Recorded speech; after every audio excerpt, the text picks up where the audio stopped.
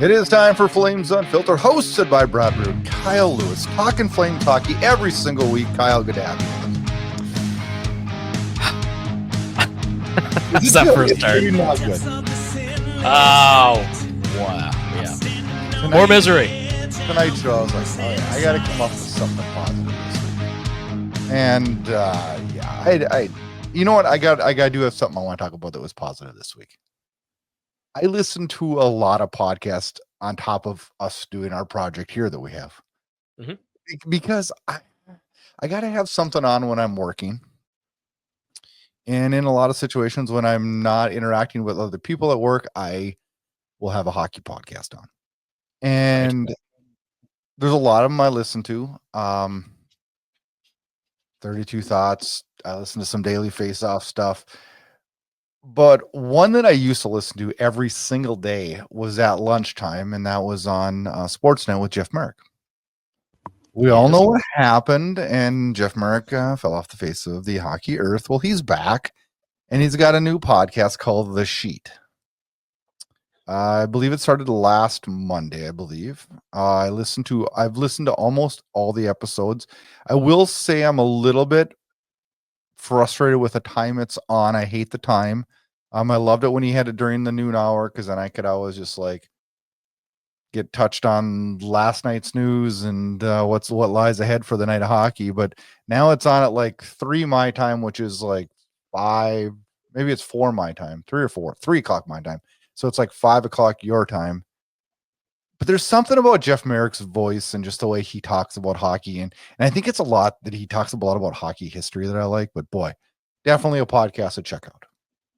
Yeah, I mean, it was only a matter of time before he surfaced somewhere. And it was kind of weird how everything went down in the summertime. But yeah, ultimately he's made his triumphant return. Glad to have him back as part of the hockey community where he belongs. So I have listened to a little bit of it, and I've enjoyed it, as I have everything that Jeff has done. I know. And looking forward to hearing more of it. He's good. I didn't hear it today. I don't know. No idea what he talked about today. I'm sure it was all New York Rangers today, because that's. Oh yeah, that's something we're gonna have to get into a little bit, because I find that kind of interesting myself. Let's talk about that. But let's talk about coining new phrases. What's phrase you got for me? Soft tampering. I heard that too. What I don't understand, so I tried to educate myself on this before we came on, because as we often do, we try to cover relevant topics outside of the Flames, of course. I read, which if the Flames continue on the path they are, we'll be talking a lot about hockey other than yeah, we're going to switch gears a little bit more often. So, yeah, with regards to that whole situation, so I don't really understand why the Sens owner is so fired up, because Larry Brooks wrote a report claiming the Rangers are interested in Brady Tkachuk. Like, who wouldn't be, right? I always wonder, like, are they mad because it was talked about, or are they mad because it was true? Because if someone brings something up about you, Kyle, and it is completely untrue, you just laugh at them, right? Well, nobody cares about me. Is the difference, right? I don't have like a public figure, so to speak. Okay, yeah, okay, fair point.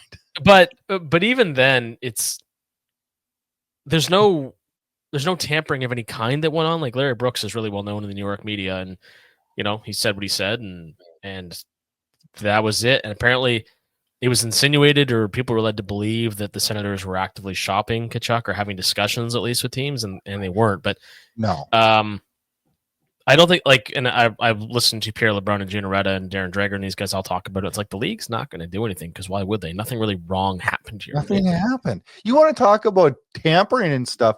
How about we talk about free agents signing at 12:01 on July 1st? Oh, they just struck a deal in a record amount of time, Brad. There's nothing offside about that. I do think in the next CBA, though, that's going to be a discussion point. I really do. I think it's going to have to be. Yeah, it has to be addressed, right? Yeah. Oh, yeah. Most certainly. There's no question about that at all. But it's interesting. I mean, you never know what's going to pop up in the headlines. So that was the big thing. The other big thing, and I tried to research this, albeit quickly. When's the last time an NHL team traded their goaltending tandem in the middle of a season, a la Colorado Avalanche? Has that ever happened? I saw that today. I don't know. Let's talk about that trade because it is. I'm trying to pull up the details on it here. I got it in front of me. I saved it on my phone. 7 Colorado, pieces involved. yeah, Colorado gets Mackenzie Blackwood, Giovanni Smith, a 2027 5th-round pick, and then San Jose gets goaltender Gorgiev, Kovalenko, a 2026 second, and a 2025 5th.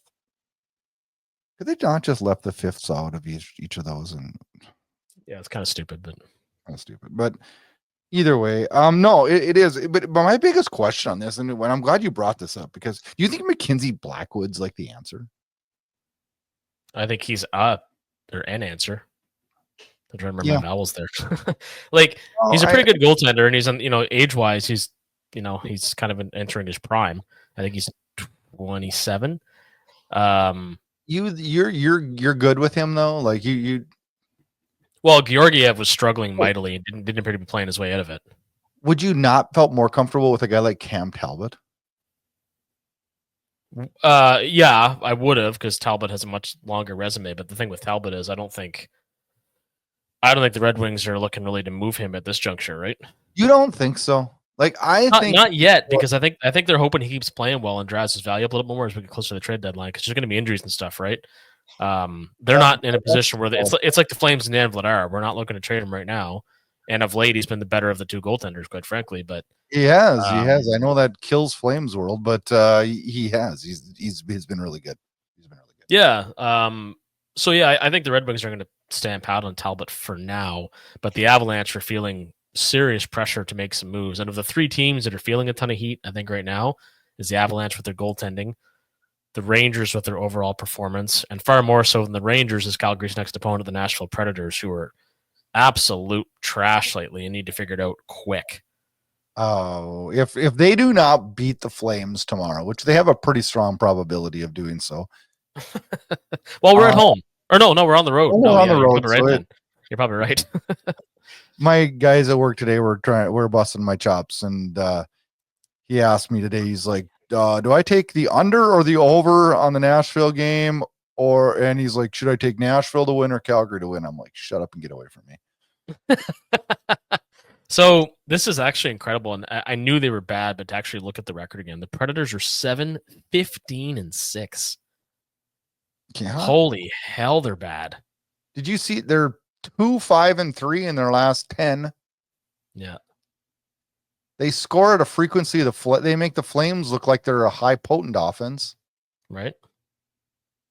It's not good. Oh, 5-6-2 at home, 2-9-4 away.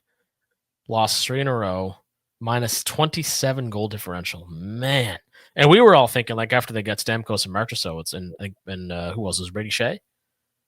I think. Am I wrong there? Yeah, you're right. They loaded up in the summer, and I mean, I knew they were going to be, or I expected they'd be better, but yeah, it was Brady Shea. It's just like, holy shit! People were really high on them, and I was guarded. I felt like it was a last ditch effort at survival for the team when they signed all those guys. But and that's a good point. Yeah, because you can't. The thing is in hockey now, at least with all the parity in the league, you can't. It's like in a fight against Father Time. You're not going to win, right? When your core starts to age out, so in their case, like, Saros is going to be a little longer in the tooth. It's still really good, mind you, but Forsberg, Yossi, like, it just came on quick for them. I mean, they had a lot of years of, I call it the Minnesota Wild syndrome, where they're right there. I mean, a good solid team, and then find a way to get over that hump. Yeah, I shouldn't pick on Minnesota right now, since I believe, I could be wrong, I believe they are the number 1 team in the league right now. So was it 16 or 17? The Preds lost in the final. Yeah, it was one of the seasons anyway. Like, and then just kind of treading water ever since. And Barry Trotz has got his work cut out for him, but really interesting to see, how a team struggling that badly against a team like the Flames has also been struggling so much. That's going to be a interesting game tomorrow night, to say the least. You want to talk about the Flames struggling so much? Listen to this. 1-4-2 in the past. I'm throwing out my stats again, Kyle. In the last 2 weeks, when you pull up the internet this morning, we're not in a playoff spot anymore, and we're just 3 points. We're 3 points back of a top 10 pick or bottom 10 pick. Well, the way we're trending, that's likely going to become reality right now. As of right now, like for sure is a reality. This team is a train wreck right now offensively. And you know what? Last night was a defensive train wreck too. So do you feel at this point that, and I'm not going to suggest what it might be because I don't know, but do you feel that a trade with another team, no matter what it is necessary at this point just to shake things up a bit? Would you be exploring that? I would be exploring one move that has to happen. And it would shake up the team. It would actually make them worse, which I'm not trying to do because I am not on Team Tank, but I am looking towards the future, right? Which sounds crazy for an old man like me because I'm all about old school. I think you have to do everything in your power in the next 3 months. What is it told trade deadline? 3 months, 2.5 months. Yeah. To move Nazem Kadri. You have to move whatever mountain you have to do to get him off the books at his age and move him along.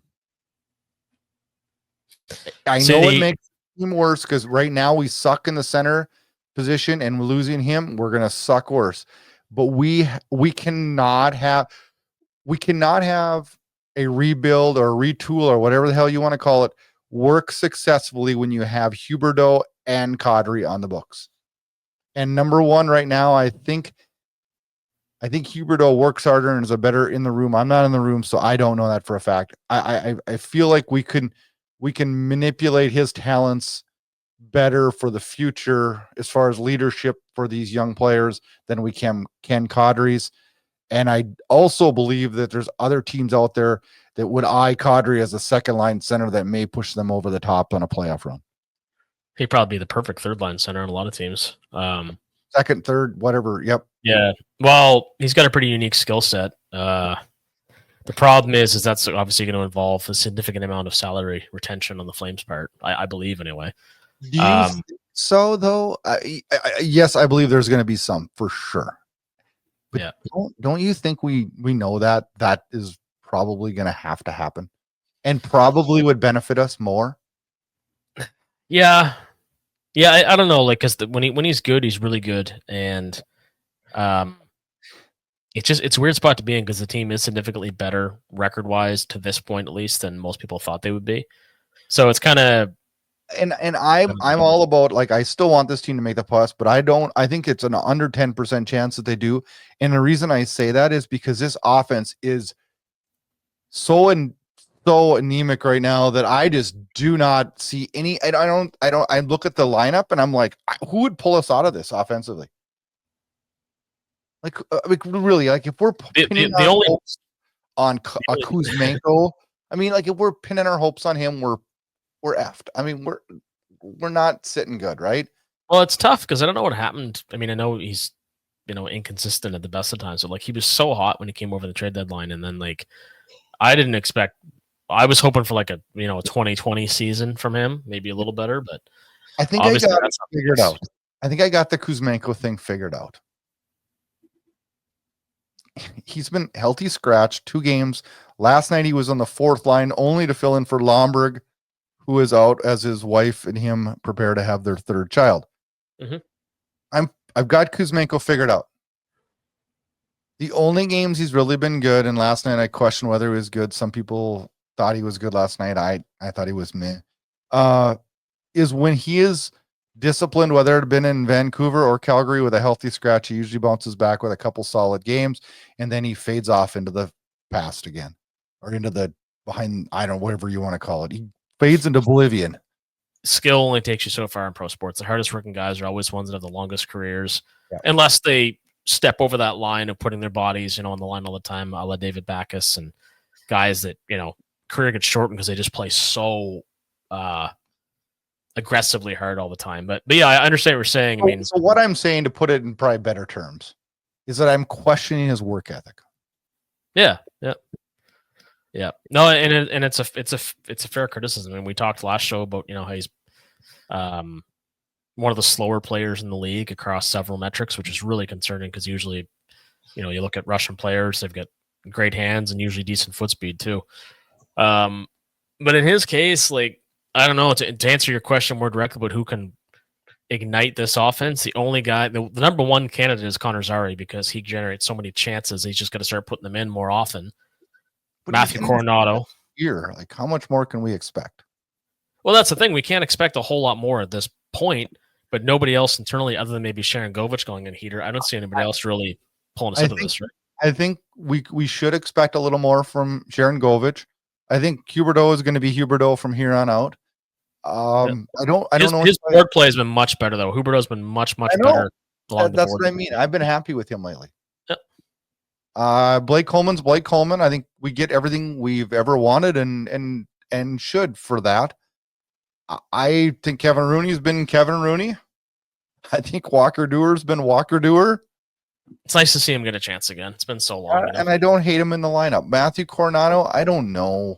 I think we got a good third line winger for the future there. I do. I don't think he plays up higher than that. I think he's got a lethal shot. I wish he was just a little quicker, maybe. I don't know. And he's gotten quicker too. He's much improved in that category. So I'm and then Jacob Pelche. Hey, I mean, there's going to be people every day that are going to argue that one back and forth. And I think there's people that speak very highly of him that have some real valid points. And there's some people who are critical of his play that have some very valid points. But Jacob Pelche has been back for 2 games now. I don't believe he's had 1 goal. Yep. It was, albeit an important goal though. I don't know what the jury's still out there, right? The jury's still out. I don't think it's fair to make an assessment of him yet, right? Well, and I think Coronado plays up higher than where you've got him pegged, but time will tell. I just think his speed is decent. It could be better, but like if we're really good, he's a third liner. If we're mediocre, I still think he's a second man. I think this guy's gonna be a regular 30-goal scorer in the league. I hope so. Gosh, I want to be wrong on him. I like him. He's really. Oh, he's got a shot. When he gets that shot off, it's oof. Well, he needs players to create space for him. Like he does. Like I'd like to see him maybe on a line with Huberdeau and Zary at center, like regularly. Like there could be something there, but he needs somebody that can make space for him and give him room to use that shot because there's not many goalies that are going to stop it if he gets a clean look, right? Yeah, no, I agree. But I mean, back to the overarching point here. There's no reason at all to believe right now that anybody's going to save this offense, barring some kind of significant shakeup. And I mean, those trades are so hard to make, right? We always say that, we're looking for a 25 or younger impact center, right-handed, albeit. All right. Well, good luck, right? I mean, let me put it to you this way: would Rasmus Andersson in a trade bring us that? Yeah, it would sink our defense, though. Well, that's just it. Yeah. So then we get that center that we want, and then we have to turn around and look at our defense and go, well, now we're looking for a top 2 strong defenseman with leadership capabilities, and we're looking for a Rasmus Andersson, right? So it's tough. Like, Craig Connery's really got his work cut out for him. He really does. Yeah, and I think, it's almost like 1 step forward and 2 steps back, right? I mean, if you're going to make the move to acquire a player, you're going to have to do it if you don't want to detract from your current roster, which I don't think they want to do at this point because they've seen they can be somewhat competitive. And let's be clear here, they didn't lose the Dallas game because of a lack of offense. They lost the Dallas game because they completely fell apart defensively. They were horrendous. There was so many, I tweeted whatever the hell I said about it. I was so frustrated, but just odd man rush after odd man rush. And it's like, holy suffering fuck. Like, what is happening? I thought that Ball had a really bad night. He had his worst night as a Flame, in my opinion. And I've been super positive on him lately, and I still will be because he's been great lately. And so is Wolf. It was arguably Wolf's worst game in the NHL. Arguably, he had a couple last year a little rough, but I'm not going to pin the loss on him. But he certainly didn't steal the game or come close to doing so. Well, here, this is probably a pretty positive comment. I think the first 2 periods he was really good and gave us a chance to win. In the third, the giveaway goal kind of sunk the ship, and then his teammates surely didn't help bail water, right? No, not at all. Not at all. I mean, and that's the thing. You expect your goaltender to bail you out. But when you need to return the favor, it's not nearly as common, it seems, that it happens. Or it certainly doesn't get the attention that it should. One scary stat I did see, though, and I know this is inflated with last night's game, but in the last 3 starts, he's allowed 14 goals. Yeah. Yeah, he's had a tough stretch, which not to be expected for a goaltender at that age and still kind of finding his way as an NHL regular. Obviously, he was lights out to start the season for a while, but come back down to earth a little bit. But he'll be fine. He'll come around.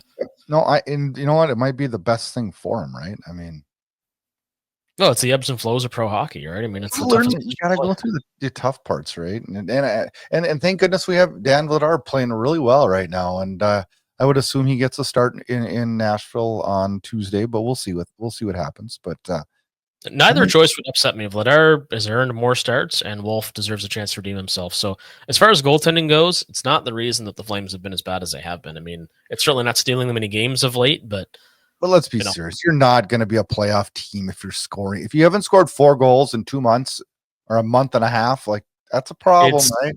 So, if I recall correctly, the stat is 25 straight games. Yeah. Without scoring more than 3 goals, and it's the 5th longest streak in the post-expansion era. So from 1967-68 to now, the 5th longest streak. That is extremely concerning because there are going to be nights, especially since the lockout of 04-05, there's going to be nights you have to be able to outgun an opponent. Not many if you're the Flames, but 1 or 2 in the run of a season, and this team is not capable of that whatsoever. You will not. You would have to have unbelievable goaltending to be a 500 team only scoring 3 goals. And to this point, we've had that as well as some pretty strong defensive play from guys like we mentioned. Kevin Ball and Braden Hall have both been, heads and tails above what I think most people expected. So looking at those two, and they're going to have rough nights too. Like the number one challenge for this team is a lack of offense. And as we've seen frequently of late, with the power play. So we're going to use that as a segue into this week's X Factor. Oh, there was a few that I was laughing at. This one got me really, really good, though. So I had a few to pick from, but I settled on this one from Justin Thompson. Why are they getting more chances than us on our power play? And I got to read the caps here and emphasize his point. So, Justin, thank you so much for that, because I was screaming the exact same thing at my television. And it's been a theme throughout the season. The power play has been better lately, but generally better is not necessarily good. It struggled last night, and there was no flow. And part of it was the lack of flow of the game, period. But when he's so right. When we got on that power play, it just turned into a shit show. And there was a couple times last night. I remember one time in the third, they had they didn't convert it because the pass missed, but they had 2 guys behind our defense. And I'm just like, from the blue line in, it would have been a 2-on-0. And I'm like, how does this happen? How does this keep happening? And last night was just one of those nights. The third period, this team just literally fell apart defensively. In that power play, I really didn't know what was going to happen when it was out there. Not much good, that's for damn sure. Like, I don't know. It's the ebbs and flows of a young team, but you also have enough veteran players on here. You'd think they'd be performing a little bit better, but it's been tough. It's been really, really tough. The St. Louis game, another tough game, as the Flames dropped that one 4-3 in overtime. Goals from Pelche, Coronado, Uyghur. But boy, that was a shot by Coronado too, and Pelche with a really good goal too. So there was some bright spots in that. Then it came into overtime. Another bright spot I wanted to point out, and you mentioned him earlier and how his game's been improving. But Jonathan Huberdeau, do you see he had over 25 minutes that night? Mm-hmm. That's huge. I mean, the last time he did that was back in 2021, and that's a lot of minutes for a forward. But I thought he was really a game changer in that game. But then the part of the St. Louis game I wanted to talk about is the overtime goal by Colton Parayko, a loose puck in front of the net. Did he push Dan Vladar's pad in? My first thought was that's a good goal. I'll be honest. I watched it again, and once I saw flex in his stick as he pushed the pad, I knew that it shouldn't have been a goal. Yeah. Initially, I thought it was a good goal as well, and then when I watched it again, I'm like, that's shouldn't really be allowed. But the problem is, regardless of how you view it, is the NHL has no idea what goaltender interference is. Oh, you're right. They don't know. They haven't got a fucking clue because they screw it up all the time. And honestly, like when you watch Jamie Pringle Pringle's probably a bad example because he's generally right.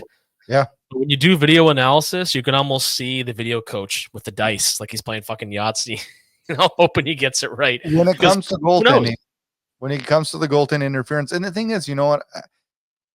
I wish they could figure out a way to just come up with a rule. And I know there's no way for a black and white rule on this, but like just develop some sort of consistency. And I think this year, honestly, I think it's been better in the fact that most of the time it's if you're in the blue paint, you're probably screwed, right? This isn't the blue paint situation. This is a pushing the goalie pad in, and that those are really touchy. And at first, like I said, I thought it was fine. I really did. And I think Dan Vladar thought it was fine too, initially, the way he laid his head down, like, oh geez, this is but once I saw like the flex in Parayko's stick as he pushed the pad, I'm like, for him to flex that stick, he had to push pretty hard. And yeah, depending on the flex of his stick, it doesn't take much to flex one of them. But at the end of the day, you're not that stick's bending, you're pushing pretty hard, which that's your prerogative when you're trying to score a goal in overtime. I get it. But the league, needs to get a better handle on what constitutes goalie infringement, because that same play in the next game between any other two teams could absolutely go the opposite way. Nobody bat an eye, right? Yeah. Or you get the crowd saying, "Oh, it should have been a goal. He was just hard on the puck, and the goaltender didn't cover it well enough." And it's like, I don't know. I don't either. Trying to understand the rules of this game are fucking exhausting. It makes me wonder how people who aren't from hockey playing countries, like how the hell they get their head around this, because they probably just think, "Oh, I understand the rules." Then it's like, well, apparently I fucking don't. But you know what though? To push back on that just a hair is like, if you watch NFL football, like their rules might be more jacked than hockey. Yeah, I mean, I don't watch a lot of football, but I mean, you can make the case. That's the thing about pro sports; they're designed to frustrate us, right? They keep dragging us in, though, don't they? Oh, absolutely, man! Yesterday, I couldn't wait to watch the Flames game. I was jacked up for it all day. Too. Were you excited for it last night? I don't usually like Sunday night games, but it was 9 o'clock start for me, which 9 o'clock's a pretty good spot. I get 4 8:30 starts of friggin' season. So, hey, when it got to 4-2 last night, I was gonna text you good night. Oh, you know what? When it was 3-2, I'm like, this is not gonna go well. And I slowly faded from paying attention to the game to reading Matt Sundin's book, and then off into La La Land, because I'm like, this is not worth my time. You know when you can just read a game and you're like, this is going to go badly. And now, keep in mind, it went far worse than I expected, as many things in my life often do. But it was egregious. It was awful. It wasn't as 6-2 made it look worse than it actually was. The game was not your typical 6-2 game. No, it wasn't a 6-2 game. No, but it still wasn't 2 points earned, right? Oh, far from it. They announced this week Justin Kirkland's out rest of the season due to a torn ACL. He's 28 years old, 2 goals, 8 points through 21 games. I got a question for you on this. I believe I might just wrong. Stop tearing ACLs in this fucking team. I had high hopes for Anthony Mantha. It sucks. He's in his last year of his contract, isn't he? He's a UFA. Yeah, he's a UFA, isn't he? Yeah. He is. So what do we do? Is this an AJ Greer? Does he just ride off into the sunset after being injured and we never hear from him again? Or is this something that is worth looking into? Okay. Well, in my opinion, prior to his injury, he earned regular NHL minutes. Now, granted, coming back from torn ACL is a pretty significant injury, especially for a pro hockey player. However, he's also a really good story. And while we go through this potentially long and painful retool, whatever the hell it is, we need good stories. And Justin Kirkland doesn't have a lot of leverage on his next contract. Any number of teams would probably take a flyer on him, but I think he feels a certain amount of loyalty, I presume, to the Flames for giving him the opportunity. So I suspect they're going to sign him to a 1-year prove-it contract, probably a 2-way deal. I would never sign a 1-way deal. No way. There's no need to in this case, but he earned the opportunity to reassert himself next season. It's a shame it's the type of injury that it is, because when he got hurt, I was thinking to be out for a few weeks. He's got a pulled groin or something relatively minor, and obviously much like Mantha. And that's another guy we can ask questions about too. Who's going to take a chance on him next summer? But anyway, nobody. Well, somebody, I think, but I don't. His big body can shoot, but I think it's going to be a fast race car for who gets to Russia first, Kuzmenko or Mantha? Oh, Kuzmenko will be gone, I think. I think so too. I think they're both heading to Russia.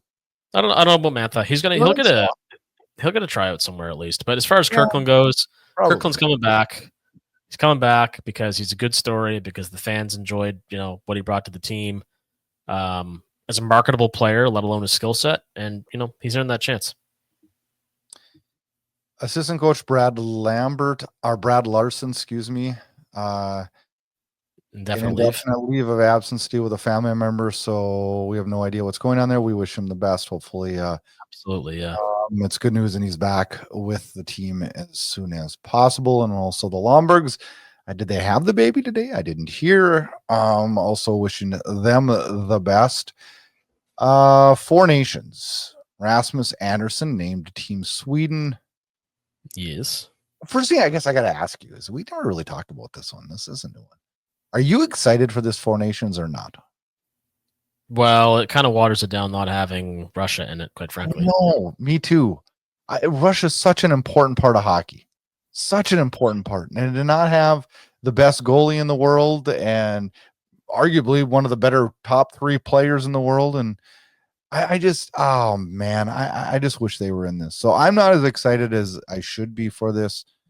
I'm just not. But Rasmus Andersson is the only Calgary Flame on any of the 4 rosters. Did that surprise you or not? I wouldn't say it surprised me. I felt that Wolf might have been good as a like a possible third goalie for the States, but I didn't really expect that. The only notable omission to me was Mackenzie Weegar from Team Canada, because he's been one of the best all situations defensemen in the league for the last couple of years, and I mean, I'm obviously biased. I watch him play all the time, but I really felt that he earned a spot, and obviously the Team Canada brass felt differently. Should Flames fans be happy or upset that we don't have a bunch of our players in this? I mean, and the reason I say that is, just injuries. You don't know what's going to happen, right? Do you want your players playing in this or not? That's a good question. I don't know that it matters this year, right? Like, well, that's kind of where I'm leaning. It doesn't really matter this season for us. No, it almost might be good experience this year for us. Yeah, I thought Kevin Ball had an outside chance because he's had a strong season, and I mentioned Weegar. It would have been good experience. I think I would have preferred a few more guys go this season, where we're not really playing for much, or so it seems at this current juncture. But I don't know. I'm not really. When it rolls around, I'll let you know then if I care really at all. I'm more amped up for the World Juniors because it's the holiday season, which is why I'm wearing this very festive Motorhead Christmas T-shirt. But I don't know yet. I mean, I don't like when they just throw these tournaments at us. Like, I like the Olympics and the World Juniors because they're consistent. Yeah. Like the Four Nations Cup, like, the Spangler Cup has more tradition than that. Like, I don't know why I'm supposed to be excited about this. I know. And all they did was exclude a hockey superpower. And I'm not saying for the wrong reasons. Like, I understand why Russia's not involved. I do too. But at what point, I mean, do we just look at them as hockey players? I mean, it's not the players' fault what's happening in their country. It's not. No, and I think if I remember a year or so ago, Nikita Zadorov was very vocal about his displeasure with the war in Ukraine and that kind of stuff. So I agree with you. Like, I don't like when sports becomes overly political, but at the same time, like, how many sporting events, especially like in the States, you've got your national anthems, you get the Air Force involved. And I'm not saying any of that's necessarily wrong. I'm just saying it's so ingrained in sport that you can't really separate sport from politics now, regardless of your feelings about it. They just coexist. But in this case, it's a shame. Some of the best players in the world. Know when we say the word politics, maybe it's sports and patriotism. Yeah, which lends itself to discussions of imperialism, colonialism, and all the other isms, right? Well, yeah, but I mean, I just look at it as, I mean, I have to be proud to be an American, and you have to be proud to be a Canadian, no matter what, right? And yeah,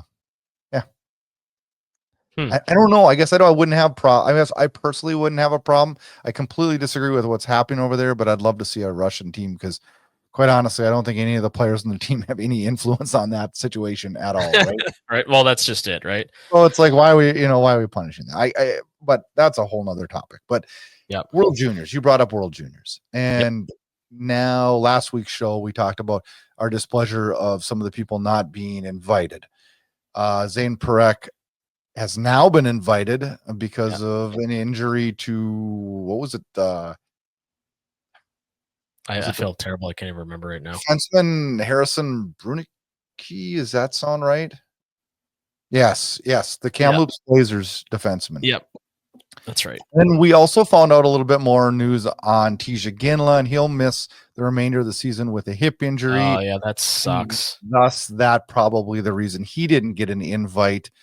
We did not know that at the time of our discussion last week, but I wanted to touch on those two topics just because I felt they were relevant in a tournament that both me and you watch quite frequently, and I'm excited for that, I guess. So we'll see, but I would definitely like to see some of our prospects get a chance to play in that so that we can see them in more, I don't want to say, what would you say? More prominently featured. Yeah. I mean, the big games matter more, right? I guess I don't know the word for that today. My day's spent. Here's a question. And I don't know, this might be actually intricately linked to Christmas in general. So like the Christmas season as a kid is so exciting. The World Juniors as a kid were so exciting. And I'm largely convinced it wasn't just because of how old I was in certain tournaments, but it's because like Jordan Eberle was just so amazing in those clutch games for those few seasons, right? Those few tournaments, I should say. So now it's like, I never know until the tournament begins how exciting it's going to be, but like it just seems to me that a while ago it's like the games were all after like the first couple round robins, like they were all nail biters, right? I'm going to be honest with you. You know, growing up in the U.S., you really didn't hear about the World Juniors hardly at all up until about 2001, 2 is when it kind of crept into importance in the States. I know that sounds crazy, but it just is what it is, right? In 2005, the year of the lockout, the World Juniors were in Grand Forks, North Dakota. I took vacation and took the whole entire time off. I stayed at my grandpa and grandma's, who were living about 30 minutes outside of Grand Forks. I went to every single game. That's amazing. That's amazing. It's 2 seats away from Ray Bork, sat 2 seats away from me every single game because his son was playing on Team USA. Is that Chris or Ryan that played in that tournament? Chris.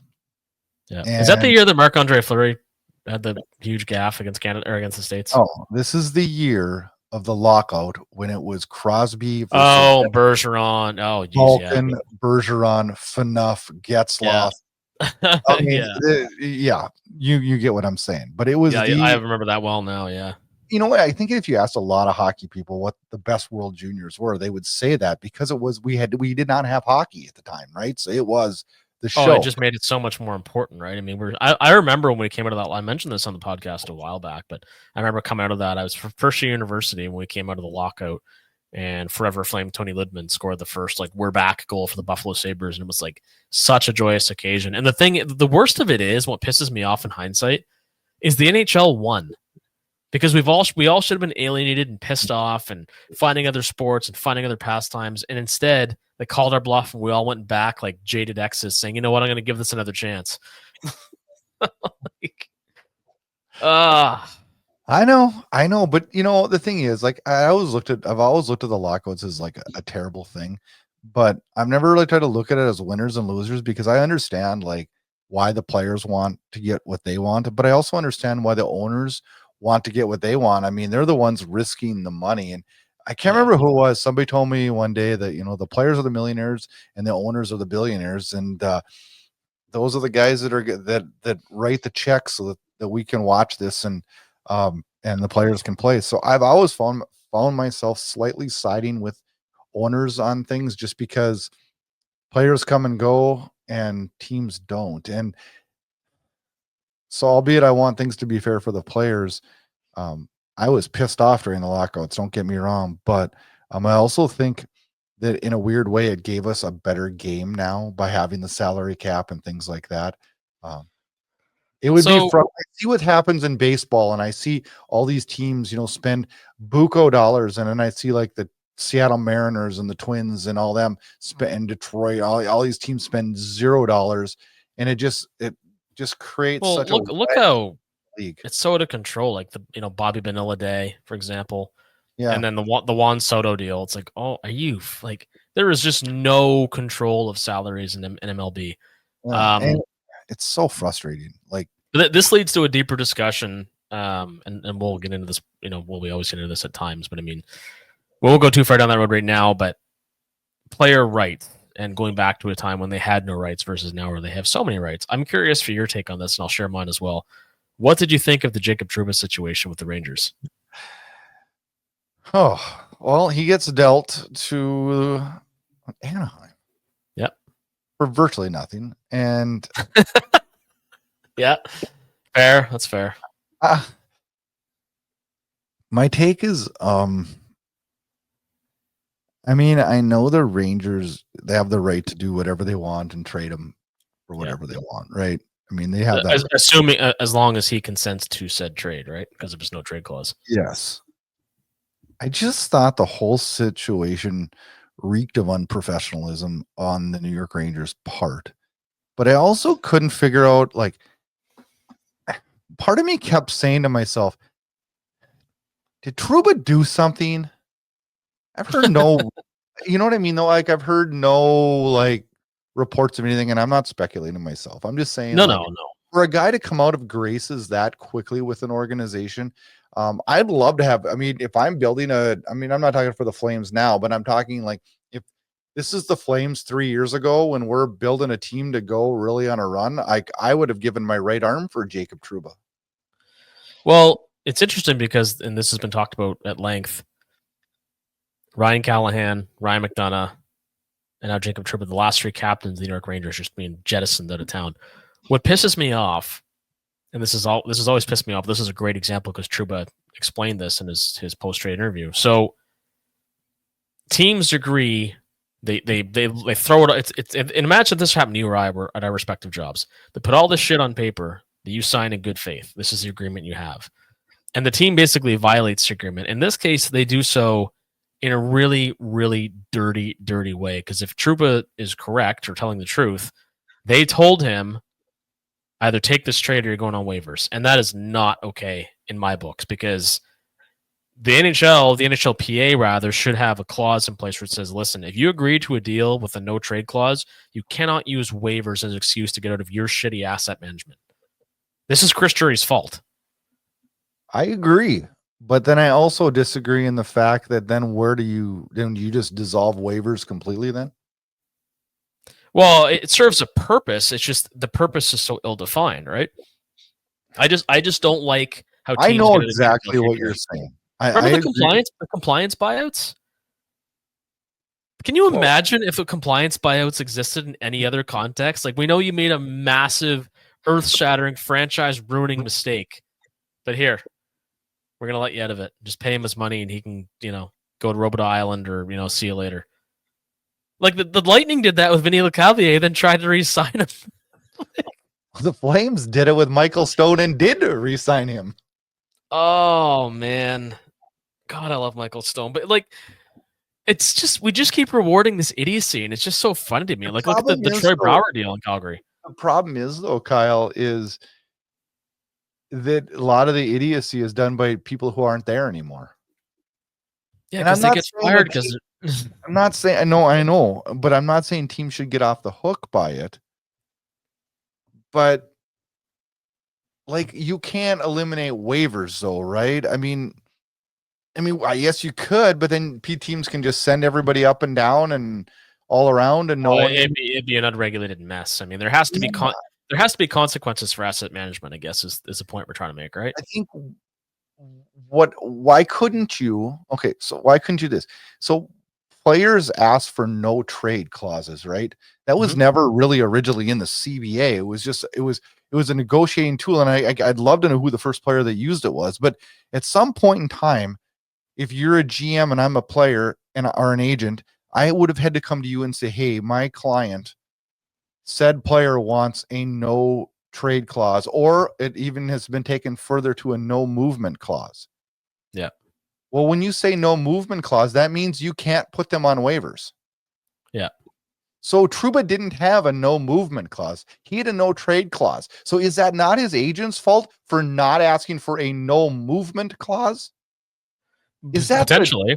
Is that the GM's fault or the league's fault? No, that's the agent's fault for not properly negotiating Trouba's contract to have it be a no move clause. Huberdeau has a no move clause. We can't put him on waivers. So you don't need to screw all the waivers up. You just need to say, I'm sorry, your agent didn't. I mean, I don't condone at all what the New York Rangers did and how they handled it and how they leveraged it and whatnot. But at some point, I don't also know what happened with that relationship. If Trouba had something to do with that too, there's always two-way streets, and we don't know that side of the story yet. But at some point, if he didn't have that in his thing, he didn't have it in his thing. And other players around the league can say, well, this isn't right, and this screws the player. Well, I'm sorry. It isn't right, too, that some players suck like Jonathan Huberdeau does. Nah, he sucks like after getting a $10 million contract, right? That sucks for the team, right? But we have to live with it, and we have to honor that contract, whether he's playing good or not playing good. In the NFL, if Jonathan Huberdeau was on the Flames and we were an NFL team, he'd be gone, we'd be out of the contract, and we wouldn't have to worry about it anymore. Well, the problem, yeah. These players in the NFL really do have it pretty good. I feel like we just pulled a string on you, or wound you up for a while. I'm just watching you spin out of control here. I just thinking though, like the team, I don't agree with how they handled it. I really don't. But their agent there is such thing as not being able to put on waiver exempt, yeah. Yep. But ultimately, the problem at the core of it all is we, in this league, we pay people for what they've done, not for what they're going to do or what we believe they can do. We're paid strictly on the drafting conference. Our GMs are their own worst enemy, right? Well, it's a domino effect, because if the Rangers hadn't backed up the Brinks truck for Trouba, somebody else, the next team would, right? And at the time, if you or I are the idiot fans and Flames fans in this case, us two idiots are like, oh yeah, we got Jacob Trouba, like this is awesome. And then in 3 years, like, oh, this sucks. I know, it kind of like, and I shouldn't have taken a shot at Huberdeau right there, but he was an example that came to my mind. But like, let's say, and I think if we were sitting here having a coffee with Jonathan Huberdeau, he would tell us, yeah, my point production hasn't warranted the contract that I have. But I mean, it's Brad Treliving's fault, right? But you know what? It's not Jonathan Huberdeau's fault. And you know what? I will honestly say this too. I believe that we get effort from him every single night. Oh yeah, I think so too. Absolutely. It would be totally different if he was out there coasting around. But you know what? I see a lot of good, really hard work ethic from him. Yep. And will the point production ever come? Probably not. Not like it had, but I mean. But let's just actually, honestly, this year and the way it's trending this year, it's probably pretty good, right? Yeah. Well, again, somebody puts a contract like that in front of you or I, we know what we're going to do, right? So. To make sure I have ink in my pen, right? Yeah, 100%. Speaking of that, actually, I had a pen like this in my hand today. This is just a quick funny story. And I don't know if I signed something or I wrote. Actually, oddly enough, I wrote down the name of this podcast because a coworker was really interested in hearing about it, because I guess he wants to get in podcast, and he was like mesmerized as I'm talking about it. So I wrote down the name and I handed it to him. And when I flipped the pen over, like a spring pen, I went like that. Like it just flew out of my hand. The spring blew out of it. And it went like 3 different pieces, almost like a magic trick. Like you think it was intentional, but it was just me, I don't know, trying to put my pen away in a cool way, and it just blew up on me. So there's a metaphor in there. I don't know what it is yet. I'll let you know in the next show. All right, you do that, Kyle. Are we going to be in good mood for the rest of the week, or what are we going to do? Well, I'm going to be in Calgary on Saturday for the game against the Panthers. So I need to get myself in a good mood before that. Although if they get like dummied, I'm going to be pounding espresso martinis at the Delta downtown. But this week we got Tuesday. Calgary's in Nashville. We talked about that one earlier. I don't want to call it a must-win game, but probably a must-not-lose game there. That's a fancy way of saying it. Think about that one. Thursday, Tampa Bay comes to the Dome, And Saturday, Kyle will be there too. The 14th of December, Florida comes in for a Hockey Night in Canada battle. And I always like watching Florida play, so I'm excited to watch it. Yeah, it should be good. Yeah, Hockey Night in Canada, as you said, so a little bit of a later start. And, you know, it's good for me to get away just for the holidays, too. So I'll be hanging out here otherwise. I'm looking forward to a quick little vacay. So. You deserve it, man. You deserve it. Putting up I like to think so. Oh, jeez. Each of the other people left with those of my rude comments, right? We're just mad. We're just mad because our team sucks lately, but hope springs eternal. We'll get even there. on Flames Unfiltered. Gosh, next week, let's be positive. We'll figure. I'm gonna come up with a positive quote of the day that we hear. Well, I might be jet lagged. Actually, this is kind of funny, but somebody just sent me this a moment ago. I just happened to glance at my phone. When older people say "enjoy them while they are young," they're talking about your knees and hips, not your kids.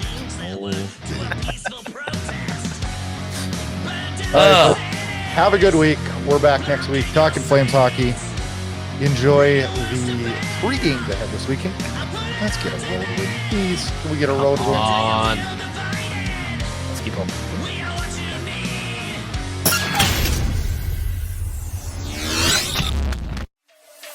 Thanks for listening to Flames Unfiltered with Brad Burud and Kyle Lewis, your source for unfiltered Calgary Flames hockey talk. Keep it locked on flamesunfiltered.ca. Subscribe where you get all your podcasts to never miss an episode. Flames hockey talk every week, presented by Inside Edge Hockey Media Group.